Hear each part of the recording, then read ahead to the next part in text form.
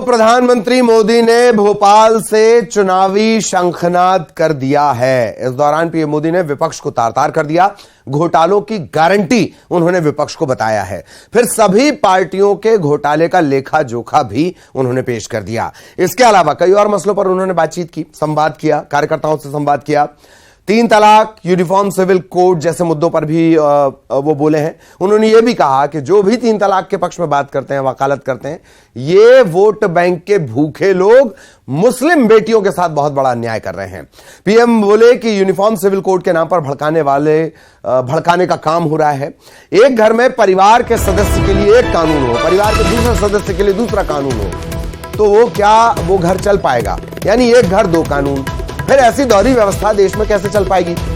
भारत के संविधान में भी नागरिकों के समान अधिकार की बात कही गई है। सुप्रीम कोर्ट कह रहा है कि कॉमन सिविल कोड लेकर आओ।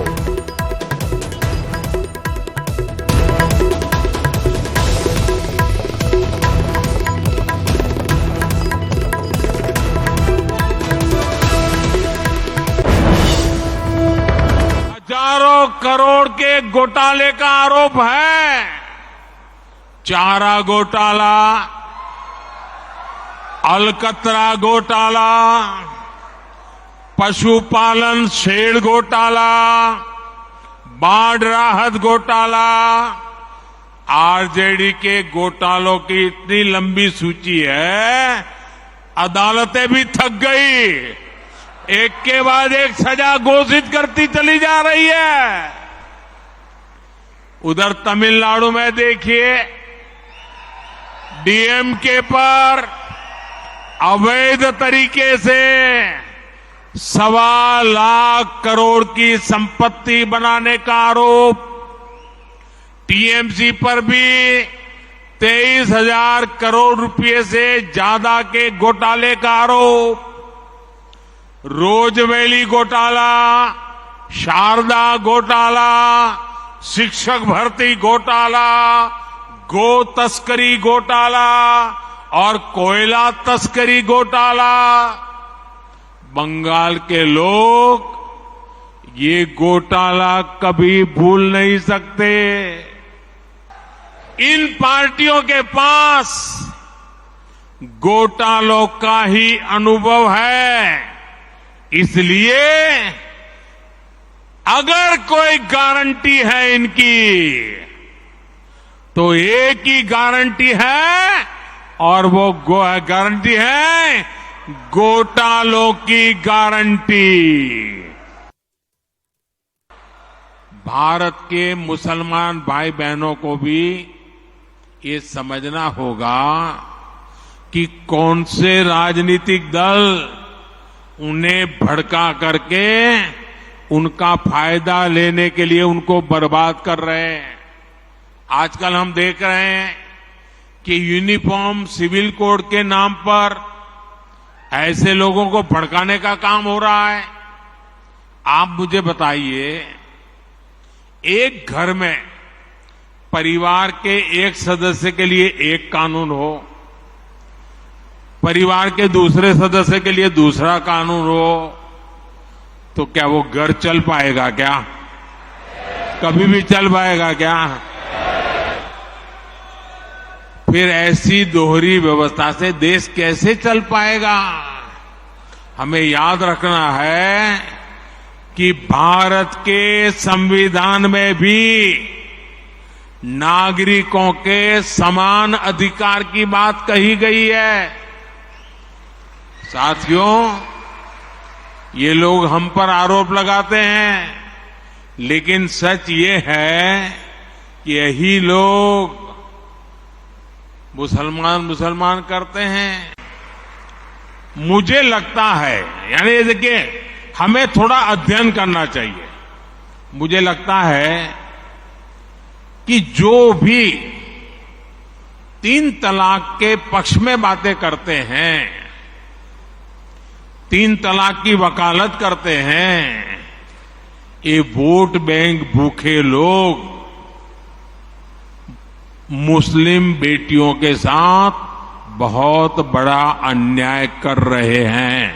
देखिए, दुनिया के अनेक मुस्लिम बहुल्य देश इसका इस्लाम से संबंध होता तो दुनिया का कोई मुस्लिम देश 3 तलाक खत्म नहीं करता। मुस्लिम बहुल्य देश जहां पूरी तरह इस्लाम राज्य है, वहां भी 3 तलाक बंद कर दिया है। अगर 3 तलाक इस्लाम का जरूरी अंग है तो पाकिस्तान में क्यों नहीं होता भाई?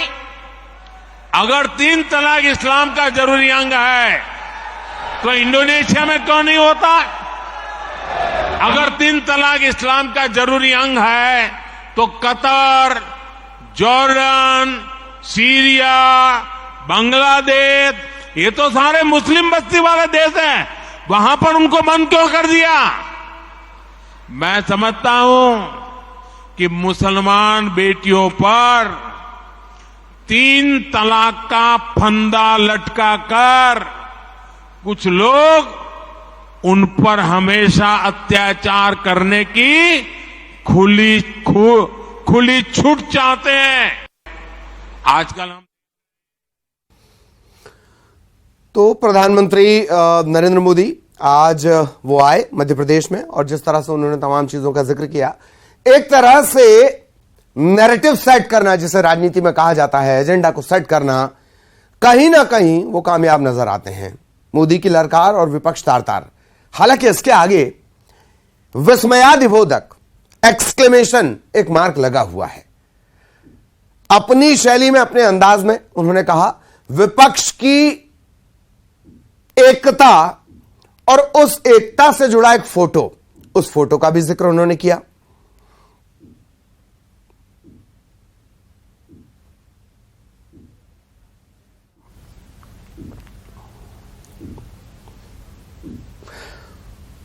और बेहद खास मेहमान इस वक्त हमारे साथ जुड़े हुए हैं, उनसे चर्चा करते हैं इस एजेंडे को लेकर, नैरेटिव को लेकर। आशीष शर्मा साहब, बहुत बहुत स्वागत आपका। आप बीजेपी विधायक। भूपेंद्र गुप्ता साहब हमारे साथ जुड़े हुए हैं कांग्रेस से। गुप्ता साहब, आपका भी बहुत बहुत स्वागत। सबसे पहले गुप्ता साहब, सवाल आपसे ही, विपक्षी एकता पर प्रहार और एक तरह से एजेंडा कॉमन सिविल कोड को लेकर कांग्रेस इसे कैसे देख रही है? कांग्रेस इसे किस तरह से देखेगी? आपने अगर थोड़ा इस एजेंडे को चलाने के पहले अध्ययन किया होता तो आपका ये प्रश्न उठता ही नहीं। कांग्रेस तो जो है 1947 से वकालत कर रही थी। जवाहरलाल नेहरू ने तो पार्लियामेंट में इसका प्रस्ताव रखा था। विरोध करने वाले लोग कौन थे? यही दक्षिणपंथी लोग, इन्हीं के पूर्वज, जो आज बड़ी सफाई से कह रहे हैं एक ही घर में एक के लिए एक कानून, दूसरे के लिए दूसरा कानून। ये तो खुद ही कह रहे थे कि साहब जो है कैसे मैरिजेस होगी, कैसे हिंदू की मैरिज का ये तरीका है। ये पार्लियामेंट की आप थोड़ी कार्रवाई तो पढ़िए। जो लोग इसका जन्म से विरोध करने वाले लोग हैं, वो लोग आज जो है इसके वकील बने हुए हैं।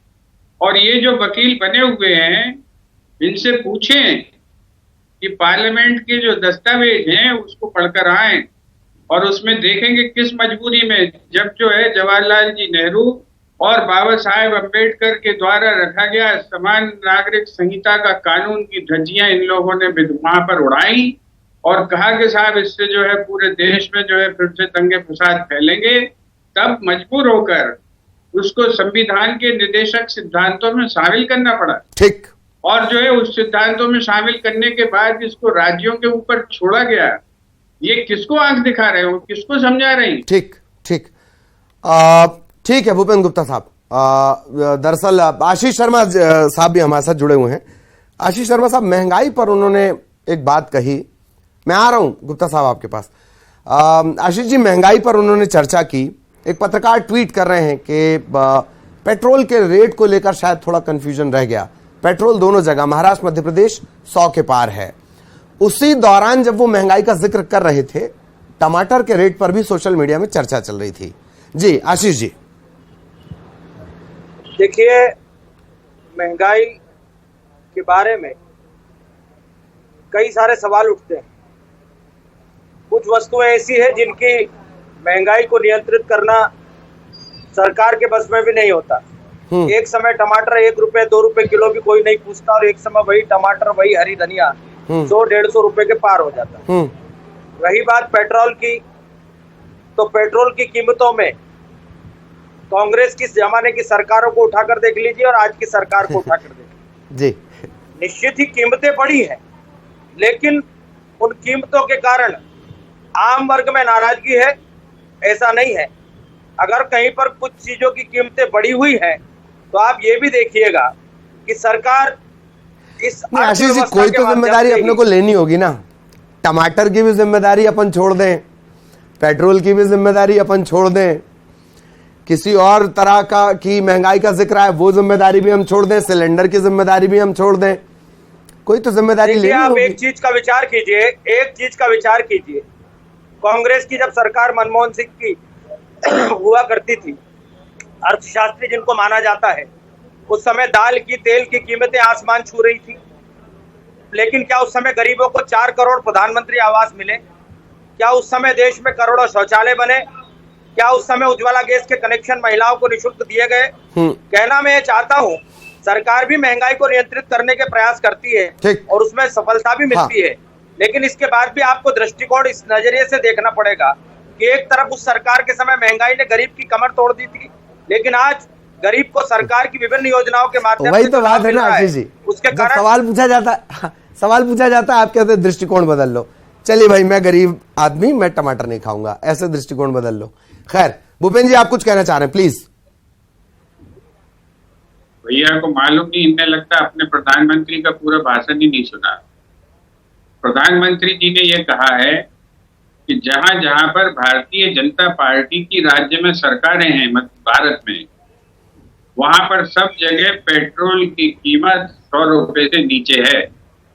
तो ये मध्य प्रदेश में बताएं कि 100 रुपए से नीचे कहाँ है। और ये जो सरकार जो ऊपर 10 रुपए 8 रुपए 65 पैसे ले रही है, तो क्या शिवराज जी की सरकार लूट रही है मध्य प्रदेश को?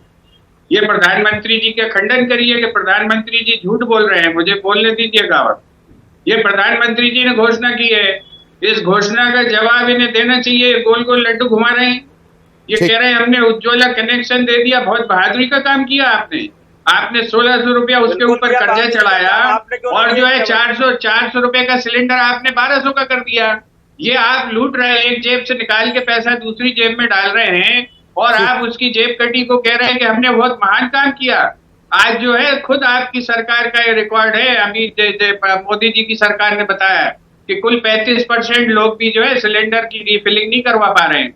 आप ये ऐसी योजनाएं बना रहे हैं लोगों को ठगने की, लोगों को बेवकूफ बनाने की, और जुमले परोस रहे हैं। आपने जो है इस उज्ज्वला कनेक्शन के जो है जुमलेबाजी की आड़ में पूरे देश की सब्सिडी खींच ली। सबको सब्सिडी मिलती थी, हिंदुस्तान का हर आदमी गैस उपयोग कर रहा था, आपने उसको लूट लिया। और आप कह रहे हैं आपने बड़ा उज्ज्वला कनेक्शन दे दिया। टमाटर आपके खाते नहीं है, प्याज महंगी हो जाती है तो आपकी वित्त मंत्री कह देती है कि हम प्याज नहीं खाते हैं। और आप जो है कह रहे हैं कि कौन सी चीज सस्ती हुई है, एक चीज महंगी होती है तो दूसरी सस्ती हो जाती है। ये भाई साहब अभी कह रहे थे, इनको जो है थोड़ी भी लोकलाज नहीं बची है कि जो मनमोहन सिंह के टाइम में जो है दालों के रेट क्या थे?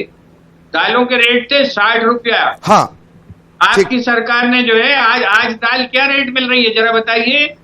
आज चावल किस रेट मिल रहा है? गेहूं उस समय आ रहा था 18 रुपए केजी, आज 40 रुपए आटा मिल रहा है जी।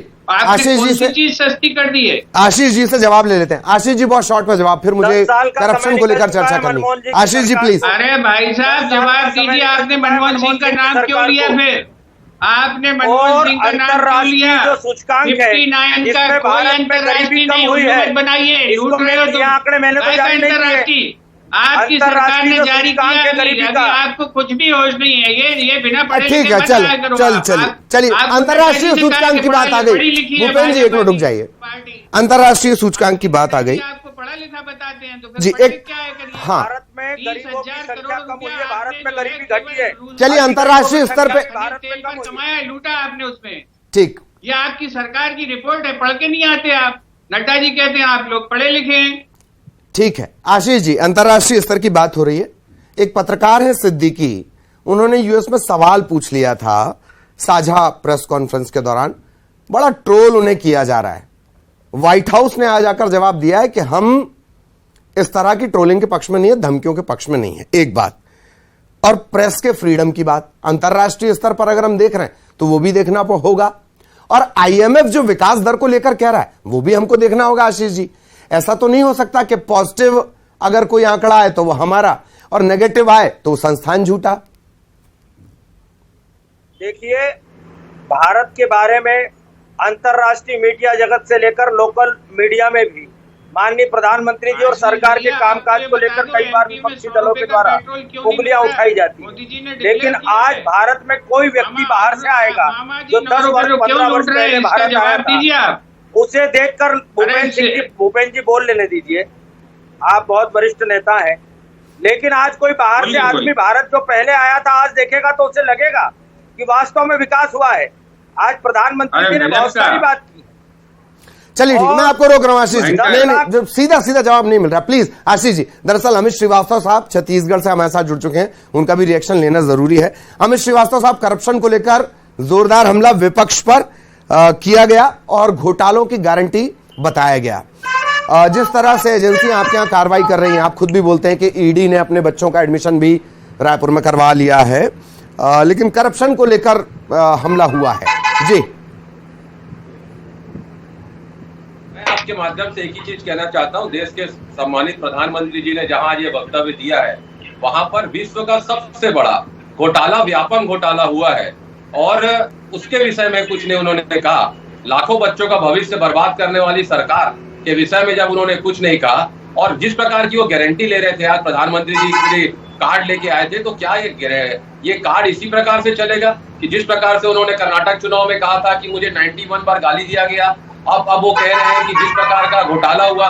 मैं एक बात पूछना चाहता हूँ, 9 सालों से आपकी सरकार थी और लगातार आपने क्या क्या कार्रवाई की, किस पे कार्रवाई की, मुझे प्रधानमंत्री जी के से जानना है आपके माध्यम से। तो मैं आपके माध्यम से बता दूं कि व्यापक घोटाला, जैसे मैंने कहा कि उसी प्रदेश का घोटाला है और सबसे बड़ा घोटाला है, लेकिन फिर भी जिस प्रकार से आज इन्हें तकलीफ क्या है, देखिए कर्नाटक में इनकी दाल गली नहीं, ना इनका मुखड़ा चला ना इनका दुखड़ा चला। ललित जी, अब इनकी पीड़ा और वेदना को समझिए कि अटकी भटकी लटकी बीजेपी जो 2018 में 21 राज्यों में थी अपने 26 सहयोगी दलों के साथ, आज वो 2023 में 14 राज्यों में सिमट गई है।